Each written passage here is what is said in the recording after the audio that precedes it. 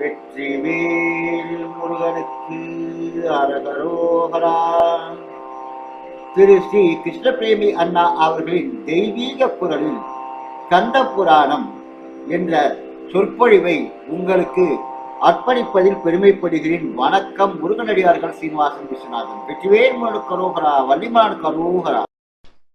முருகனுடைய கல்யாண குணங்களை, அவருடைய வெற்றி செயல்களை கூறுவதான புராணம் ஸ்காந்த புராணம் என்கின்ற புராணம்.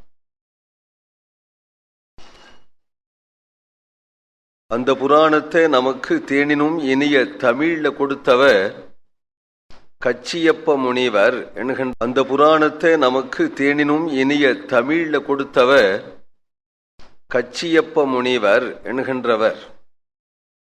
இவர் காஞ்சிபுரத்திலேயே இருந்தார். தமிழ்நாடு அப்படிங்கிறது முருகன் உலகத்துக்கே நாதனாயிருந்தாலும் சிவனடியார்களாம் ஒரு வார்த்தை சொல்ற வழக்கம், எந்நாட்டவர்க்கும் இறைவனே போற்றி அப்படின்ன போதிலும் கூட, எல்லாருக்கும் இறைவன் தான் அப்படின்னு சொன்ன போதிலும் தமிழ்நாட்டுக்கு பிரத்யேகமாக சொல்ற வழக்கம், தென்னாடுடைய சிவனே போற்றின்னு சொல்லுவார்கள். அதுபோல முருகனுக்கு பிரத்யேகமா தமிழ்நாட்டில் தான் மிகவும் சிறப்பு. 6 படை வீடுகளும் தமிழகத்திலேயே இருக்கு. முருகனுடைய உபாசனை தமிழகத்துல தான் மிகவும் அதிகம். அதுலதான் ஒரு பெரிய சிரோரத்தனம் போல அமைஞ்சது இந்த திருப்புகழ் அப்படிங்கிற திவ்யமான முருகனுடைய அருளாலே பாடப்படுகின்றதான இந்த பாடல்கள் அருட்கவி. சாதாரணமான ஒரு கல்வி திறமையால ஒருவன் இப்படி பாடிட முடியாது. அவனுடைய அருளால பொங்கி வரக்கூடியதான பாடல்கள் அப்படிங்கிறவத்தான் அப்பொழுது நாம் சொல்லின்னு இருக்கிறோம். அது பாடி கேட்கும் பொழுது இவ்வளவு ஆனந்தமாக இருக்கு. என்ன ஒரு விதவிதமான சந்தம், என்ன பதப்பிரயோகங்கள், எவ்வளவு கருத்துகள், எவ்வளவு ஆழ்ந்த பக்தி, இவ்வளவும் நிரம்பின ஒரு பாட்டை ஒரு சாதாரண மனிதன் அல்லது ஒரு புலவர் கூட எப்படி பாடிட முடியும்? முருகன் எதில் பிரத்யட்சமாக ஆகி அந்த ஒரு பக்தி பிரவாகத்தால பாடின பாடல்கள். பொதுவாகவே பஜனைன்னு சொன்னாலேயே பக்தி பாடல் அப்படின்னா கூட நாமாக பாடின ஒரு நாமாக புனைந்த ஒரு பாட்டை வச்சுண்டு பக்தி பாடல்கள் பாடுறதை காட்டிலும் சான்றோர்கள் பாடின பாடல்களை வச்சு பாடுறதுதான் மிகவும் அவசியம். காரணம் என்னன்னா, நமக்கு அத்தகைய ஒரு ஞானமோ பக்தியோ கிடையாது. நமக்கு ஏதோ நாம் புனைந்த பாடல் அப்படிங்கிற ஒரு அபிமானம் கூட இருக்கலாம். என்ன போல யார் புனைய முடியுங்கிற எண்ணம் கூட இருக்கலாம். நாம் பாடுற பாட்டுக்கெல்லாம் சுவாமி வரணுங்கிற அவசியம் இல்லை. ஹரிபஜனையா இருக்கட்டும், சிவபஜனையா இருக்கட்டும், முருக பஜனையா இருக்கட்டும், நீ சுவாமி எப்போ வருவார் அங்கேன்னாள் எந்த இடத்துல ஞான சம்பந்தன்னு வருதோ அப்ப சுவாமி வந்தாகணும். அங்க ஹரிபஜனை பண்றே ஜெயதேவன் வந்தா கண்ணன் வந்தாகணும் அங்க. அதுபோல பெருமாளேங்கிறத முத்திரையா வச்சார் அருணகிரிநாதன். அருணகிரின் தன் பெயரை கூட வைக்கல. இறைவனுடைய அருளால பாடப்படுற இதை ஆனா முத்திரை வச்சிருக்கிறார். ஒவ்வொரு திருப்புகள்லையும் முத்திரை வச்சதை பெருமாளே என்றே அவரே உள்ள இருந்து பாடுறார். அப்படி பாடின இந்த பாடல்களுக்கு அவசியம் இறைவன் வந்தாகணும் இல்லையா? இதுக்கு காரணம் நம்முடைய பக்திக்காக வராத போனாலும் அருணகிரிநாதருடைய பக்திக்காக இங்க வந்தாகணும் என்று நிச்சயம் சுவாமி வந்திருக்கார். வராம இல்லை, வந்து நம்முடைய திருப்புகழ் பஜனையை கேட்டு ஆடின்றிருக்கிறார். ஆனால் நமக்கு அப்படி ஒரு பார்க்கிற சக்தி வேணும். அந்த சக்தியையும் பாட பாட அவர் தான் கொடுப்பார். காரணம் என்னன்னா, எந்த இடத்துல என்னை பஜனை பண்றார்களோ அந்த இடத்துல தான் இருக்கேன் என்று பகவான் பொதுவாக பிரமாண வாக்கியம் பண்ணி கொடுத்திருக்கிறதுனால பக்தர்களுடைய பஜனை மத்தியில் அவர் இருந்துதான் ஆகணும். நாம சங்கீர்த்தனம் ஒன்றே கலியில நாம் சுலபமாக கைப்பற்றும்படியானது. இது சாதனையாக மட்டும் இல்லாம ஆனந்தமாகவும் இருக்கு. நாம் இங்க பஜனை பண்ணுவோமானால் இதுவேதான் கைலாசம், இதுவேதான் வைகுண்டம். பஜனை பண்ற இடமே அப்ப சுவாமியினுடைய சாநித்தியம் இங்கே இருக்கு. ஒவ்வொருத்தருடைய ஹிருதயத்திலையும் அந்த சாநித்தியம் இருக்கு. பொதுவாக ஈஸ்வரனையே நாம் என்ன சொல்றோம்னால் ஆனந்தோ பிரம்மே திவ்யஜானாத் என்றுதானே சொல்கிறது. ஆனந்தந்தான் பரபிரம்மத்தினுடைய ஸ்வரூபம்னால் நீங்க சித்த நேரம் பாடி பாருங்கோ, அந்த ஆனந்தம் வரதா இல்லையா? அந்த ஆனந்தம் நம்ம அறியாம வரத்தினால்தான் நம்ம ஆடுறோம், நம்ம பாடுறோம். நமக்கு என்னென்ன கவலைகள் இருந்ததிலோ அதெல்லாம் மறந்து போயிடுறது. பஜனையில ஒரு தனியான ஆனந்தம் இருக்குங்கிறத பார்க்கிறோம். ஆனந்தம்தான் பரமாத்மா. அந்த ஆனந்தம் சித்த நேரம் பஜனை பண்ணி பாரு. பஜனை பண்ணால் அந்த ஆனந்தம் பூர்ணமாக இங்க நிரம்பிடுறது இல்லையா? அதுதான் பரமாத்மா. எனக்கும் வேலும் கையும் மயிலுமாக பார்க்கணுமே அப்படின்னு நீ ஆசைப்பட்டையானால் தன்மனஸ்கா ததாலாபாக தத்விசேஷ்டாக என்று கோபிகைகள் பண்ண பஜனை போலே நீ மனசை அப்படியே தியானம் பண்ணி வாக்குனாலேயும் பாடி நீ அங்கத்தினாலேயும் அவனுக்கு ஆட்பட்டு இருந்தியானால் தாசாம் ஆவிர்பு சௌரிகின்னு கண்ணன் அப்படியே ஆவிர்பவிச்சான்னு சொல்றா இல்லையா? பஜனை எப்படி பண்ணணுங்கிறத கோபிகைகள் காட்டினான். முருகன் தானே ஓடி வரான். ஒவ்வொன்றும் பலனை கேட்கல. இந்த திருப்புகள்லாம் எனக்கு பலனை கொடுன்னு கேட்கிற பாட்டு குறைச்சு வாராய் வாராய் ஓடி வாராய் ஓடி வாராய் ஓடி வாராய் அப்படின்னே இந்த திருப்புகழ் பூரா இருக்கிறத பார்த்தா இது பகவத் சாட்சா்கார பலனை நினைச்சுதான் இந்த பாசுரங்கள் பாடப்பட்டிருக்கிறதுனாலே வராம எப்படி இருப்பார்? கூப்பிடும் போது அன்பு கனிந்து கூப்பிடுறோம். அன்பு கனிந்து கூப்பிடும்படியான இந்த பாடல்களை கேட்டு பெருமான் நிச்சயம் வரத்தான் வரணும் வந்துடுவான் அப்படிங்கிற நம்ம வாழ்க்கையில இப்படி பஜனை பண்ணிண்டே இருந்தா ஒரு நாள் முருகன் வந்து எதிரில் கேட்கறது நமக்கே தெரியும்.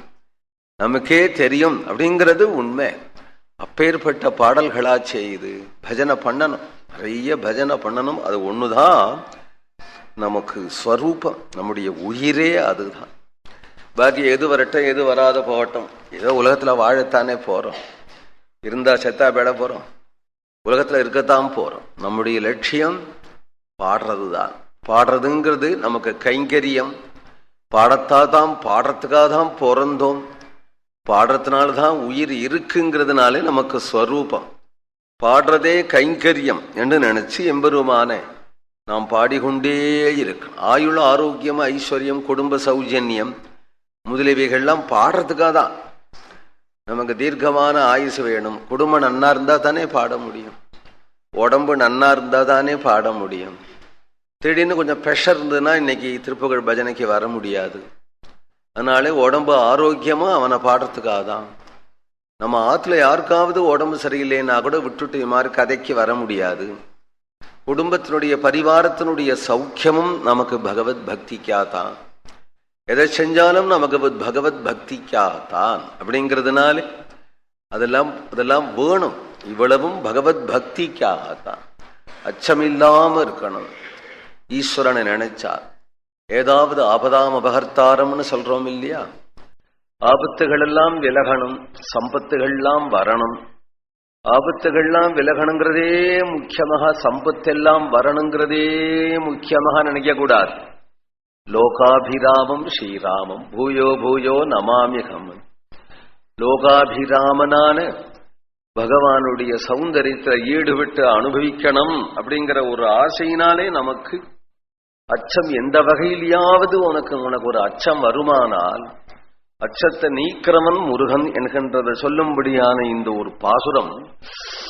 அஞ்சு முகம் தோன்றின் ஆறு முகம் தோன்றும் வெஞ்சமரில் அஞ்சல் என்ன வேல் தோன்றும் நெஞ்சில் ஒருகால் நினைக்கின் இருகாலும் தோன்றும் முருகா என்று ஓதுவார் முன்.